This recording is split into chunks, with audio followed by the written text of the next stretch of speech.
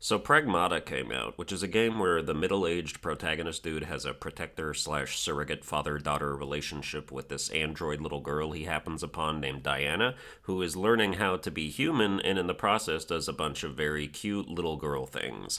I've seen clips of her trying to climb up a slide the wrong way and falling over. She does cute drawings and basically just acts like an adorable 7-year-old or whatever age she's supposed to be, and players are having their maternal slash paternal instincts activated in a big way. People would die for this little girl. It's like Joel and Ellie from The Last of Us if Ellie was half her age and the most innocent creature in the solar system. It's a wholesome dynamic and a nice type of heartstring to tug on, so of course there are people out there who try to ruin it by saying it's creepy and that anyone who enjoys this little android girl's personality and behavior is a secret pedophile. These people can't help but cast sexual aspersions on the situation because they are mentally ill, cynical freaks who were probably molested and they think everyone is as fucked up as they are. Nothing can just be normal without some perma-jaded loser trying to find the most psychotic fault in it. They're like, why does she run around in bare feet unless it's meant to titillate pedos with foot fetishes? The existence of bare feet is not inherently fetish content. That's an absurd take. You might as well be like, why does this character use a gun unless it's meant to appeal to school shooters? Deranged takes require deranged logic from deranged people who self-report every time they open their mouth. Why do you see a girl with no shoes on and immediately think sexual thoughts?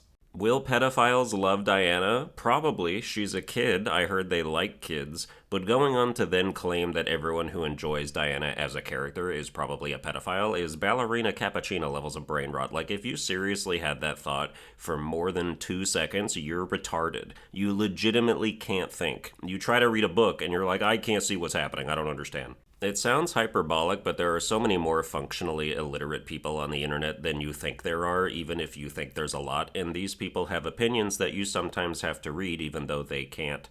I haven't played Pragmata yet because I have to wait till my YouTube revenue for the month comes in to buy it, so I'll be playing it soon, and hopefully it doesn't make me too horny. If you've been paying attention to the channel recently, you know I've been on a quest to platinum The Lords of the Fallen because a viewer put a sizable financial bounty on it. The Lords of the Fallen is a Souls-like that came out a few years ago that I played 4 or 5 hours of initially and did not like at all. It was janky, obtuse, below average, and just did not feel good to play, and I made a couple videos decrying its quality.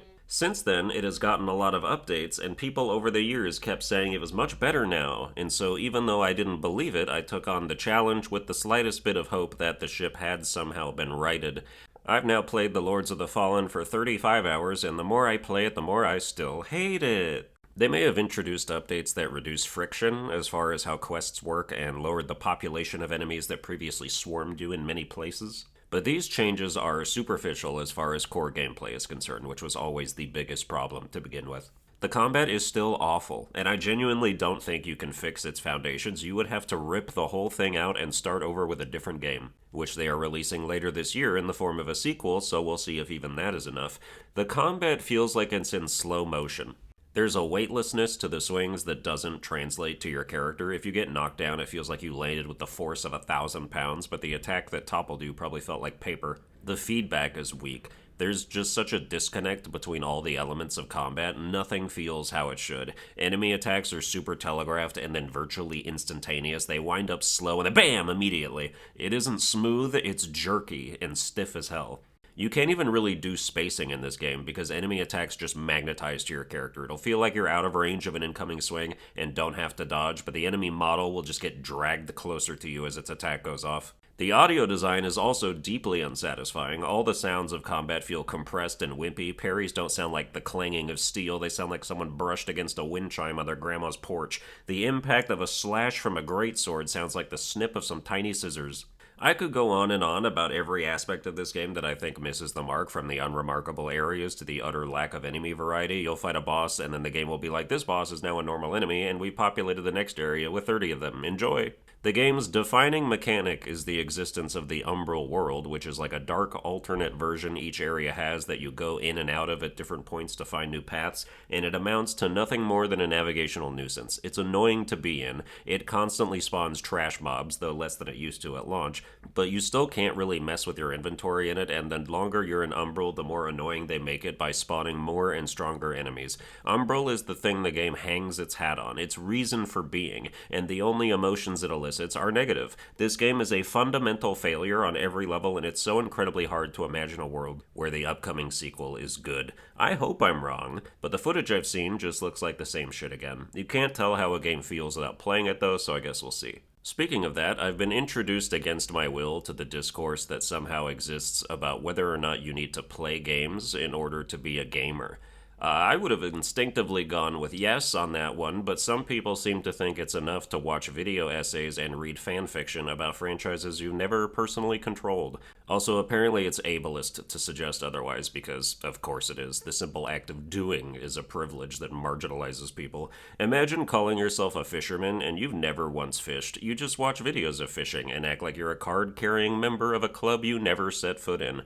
I'm actually a doctor. I didn't go to medical school or get a license or work in a hospital or treat a patient, but I've seen House, so please consider me just as much of a doctor as a real doctor, and I would love to weigh in on all doctor-related discourse and argue with real doctors who somehow think they're more of a doctor than me. Just play games, man. If you're as broke as I am, you can still download an emulator or play some shit on your phone. But I was in an accident and lost all 10 of my fingers. Okay, then dive headfirst into a volcano. I don't know what you want me to say to some fringe bullshit like that. Why does every modern discourse boil down to but what about the most statistically improbable version of this argument? Aha, I win the conversation. If you are so disabled that you don't have a single appendage that can press a button, sorry, you can't be a gamer. You also probably can't be a tennis player, if I had to guess, or a mountain climber, or a switchboard operator. I'm afraid these, and many more designations, are unavailable to you because you're just so fucking disabled.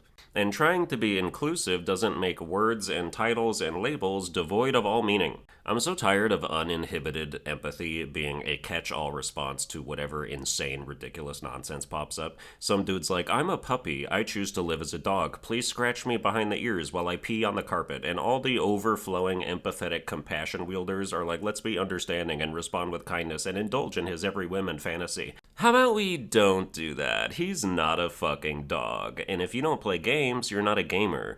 There is no need for you to claim to be one. It's not like it's a prestigious honor. We just do a thing we like, and that makes us a doer of that thing, unlike those who do not do said thing. I'd like to remind everyone again that lots of people can't read or ascertain the meanings of words, which is why discussions like this exist. We have to spell things out for inherently stupid individuals who will disagree because they don't know how to define a term. Anyway, that's going to do it for this episode. I hope you enjoyed it. If you did, you can like, share, and subscribe. Watch all my other videos and demand to be called a YouTuber, and I'll see you guys next time.